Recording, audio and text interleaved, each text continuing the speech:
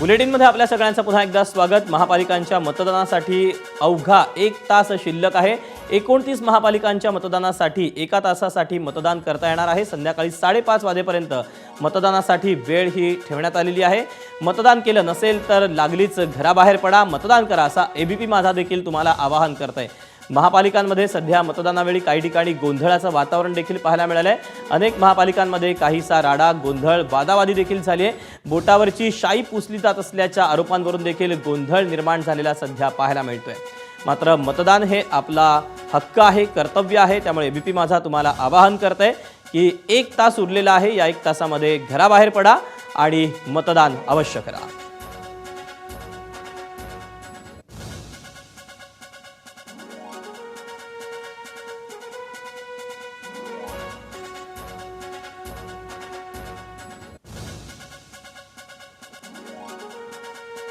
आणि या सगळ्याबद्दलचे अपडेट देण्यासाठी आपल्याला मुंबईतून सूरज सावंत आपल्यासोबत आहे, नागपूरमधून तुषार कोहळे, तर संभाजीनगरमधून कृष्णा केंडे आपल्यासोबत असेल। आपण सुरुवातीला मुंबईत जाऊया।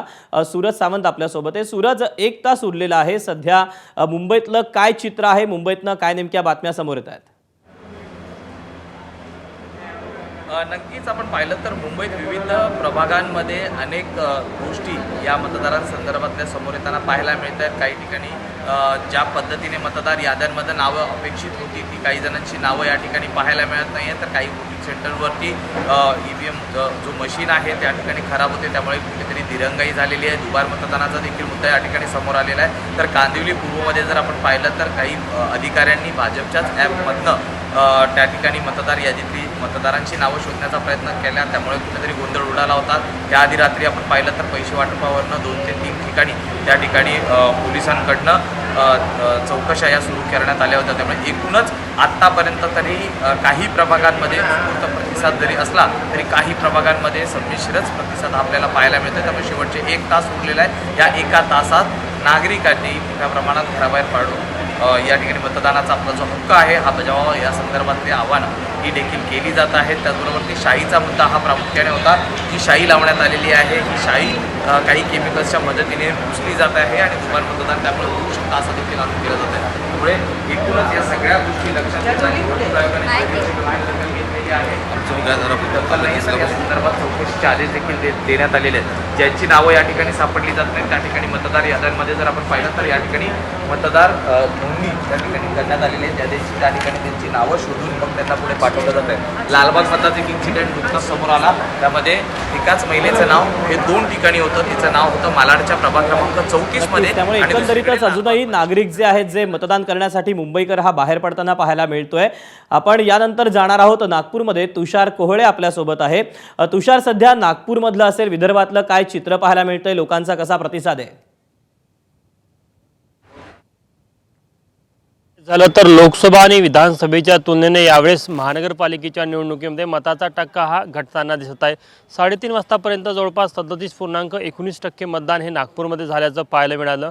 आणि अजूनही जर का तुम्ही अनेक मतदान केंद्रावर हे दृश्य बघितलं तर मतदारांनी कुठेतरी मतदानाकडे पाठ तर फिरवली नाही ना असा देखील एक प्रश्न आहे।